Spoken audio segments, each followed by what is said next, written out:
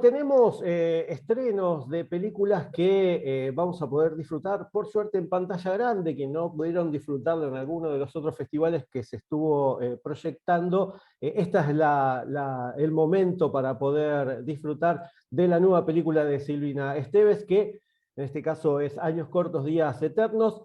No me quiero confundir porque la película lo hice al revés, así que acá me lo anoté para no confundirme, y que se está proyectando en el Cultural San Martín. Pero yo no les voy a contar, está Silvina del otro lado, y antes que nada le agradezco que esté ahí para poder charlar un poquito acerca de su nueva película. Bueno, un placer y muchas gracias a vos, Pablo, por invitarme. Bueno, Silvina, contanos un poquito cómo surge esta inquietud por saber acerca de maternar, sobre esta palabra que quizás muchos no conocen, que es el puerperio, el puerperio y todo esto. Sobre todo me imagino los varones, las mujeres lo deben tener un poquito quizás más asimilado, ¿o no? Sí, sí, tal cual. Mirá, todo surgió desde la experiencia personal. Yo tenía más o menos 30 cuando una de mis amigas quedó embarazada y tuvo a su beba. Ella es Brenda Howling, que es co-guionista de este proyecto, de esta película. Y bueno, a 2 días de haber parido se quedó sola en su casa, maternando después de una cesárea, que es una cirugía mayor, ¿no? Con su beba, el cuidado de su beba, en una situación de completa soledad y con necesidades invisibilizadas, ¿no? Bueno, nosotros vivimos en estas ciudades donde hay tanto individualismo, donde vivimos en pequeños departamentos aislados. Las licencias por maternidad son escasas, bueno, las licencias por paternidad son ridículas directamente. Eso, bueno, impacta negativamente en las mujeres, en quienes acompañan a esas mujeres, ya sea una mujer o un varón, ¿no? Y también en esa otra persona que tiene que volver a trabajar a los 2 días de haberse transformado en madre o padre. Digo, el sistema como que los aparta también de esa experiencia.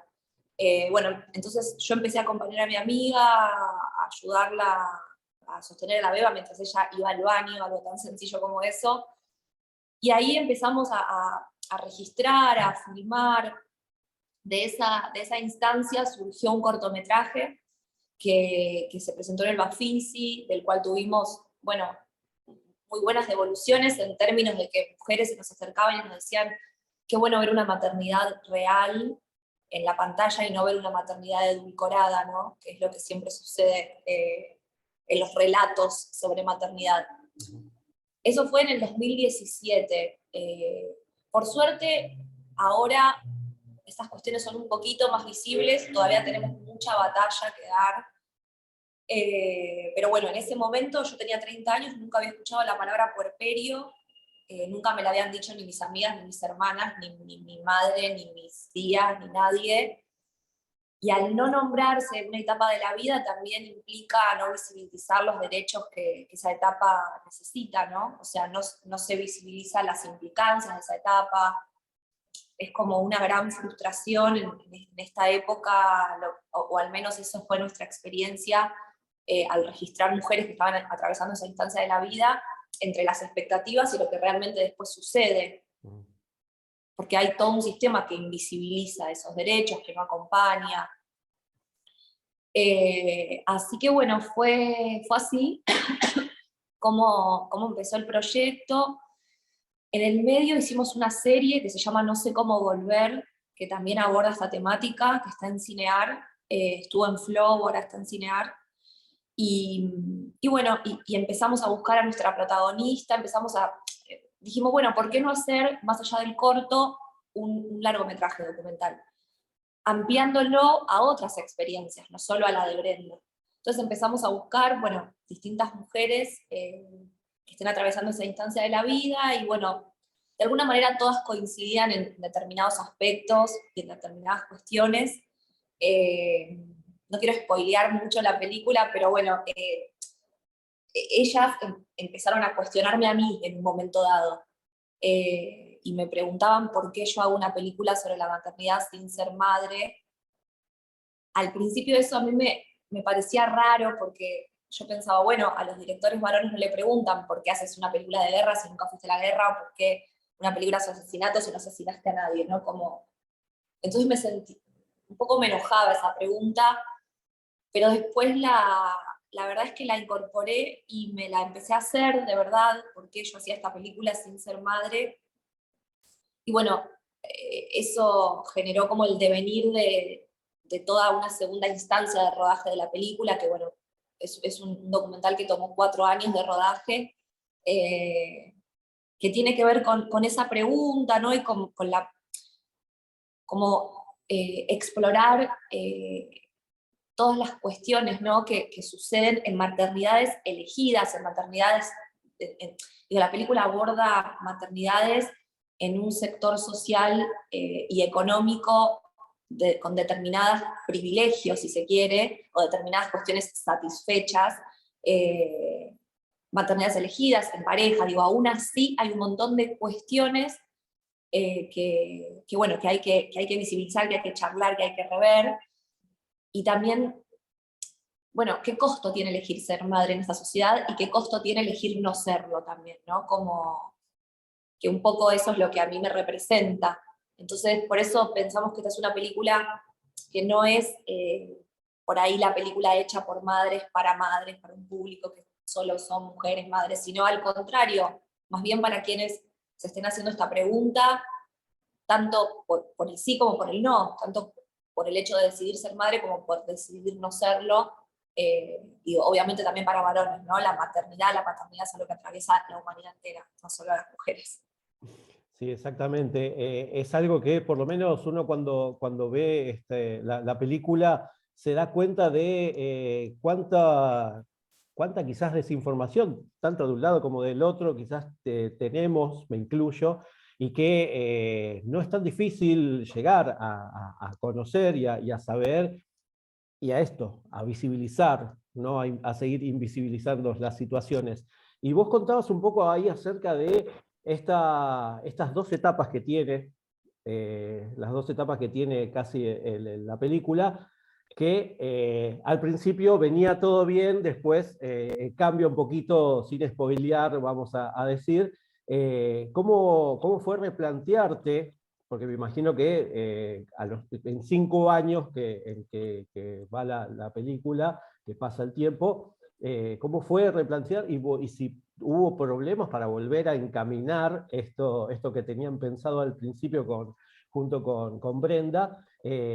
A ver cómo seguimos, cómo fue el replanteo después de esta, como dicen las entrevistadas, hasta acá, digamos, hasta acá llegamos. Sí, tal cual, tal cual. Sí, es una buena pregunta porque, claro, nosotras veníamos con la idea de encontrar una protagonista para nuestro documental, una mujer que esté atravesando el puerperio y que, bueno, que pueda hablar de esa instancia de la vida. Pero justamente al estar atravesando esa instancia de la vida, un rodaje era demasiado peso, ¿no? Entonces, bueno, había cuestiones que fallaban, personas que finalmente no querían continuar siendo filmadas, eh, y bueno, y en un momento dado sentíamos bueno, que estábamos fracasando en esa búsqueda, ¿no? Y todo ese material que finalmente no llegaba a término porque filmábamos un poco y bueno, y había cuestiones que no podíamos continuar. Pero después empezamos a trabajar con una montajista que se llama Constanza Curia, que es una amiga y una gran montajista, que no es madre, que también fue clave trabajar con ella, porque la película aborda una mirada de la maternidad sobre el punto de vista de una mujer no madre, que soy yo, y trabajarlo con una montajista que también comparta ese punto de vista también fue clave para darle también a la película cierto humor. Eso por ahí nunca lo digo, pero la película, bueno, es algo, un retrato de la vida, ¿no? Que tiene drama y tiene humor también.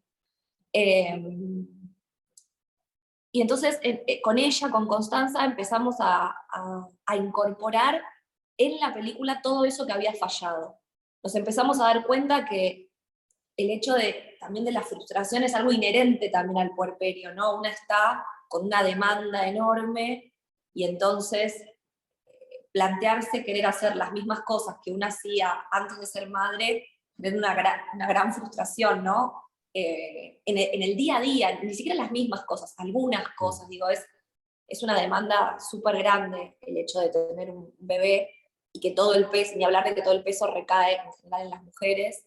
Entonces, bueno, toda esa frustración, esas personas que se iban dando de baja, esas cosas que fallaban, en cambio de descartarlo porque no era lo que esperábamos, todo eso empezamos a incorporarlo a la película, porque nos dimos cuenta que eso también habla del puerperio, ¿no? Y de esta etapa de la vida. Ujú. Y a partir de ahí nos metemos en algo mucho más personal.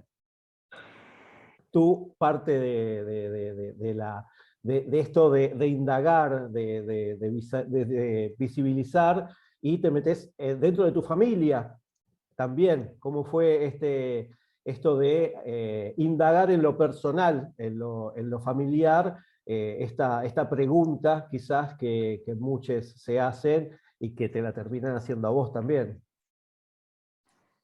Sí, sí, sí. Sí, a partir de que las propias mujeres me decían, ¿por qué haces una película sobre la maternidad sin ser madre? Bueno, eso derivó en buscar esa respuesta, no solo en mí misma, sino en las mujeres de mi familia. Entonces hay un cruce generacional ahí entre mis abuelas, que bueno, tengo la suerte de tener mis abuelas de 90 y pico de años vivas, mis abuelas, que bueno, que son parte de la historia, ¿no? Tengo una abuela que es italiana, que vino después de la guerra, y bueno, y ella y con toda su, como su mirada, ¿no?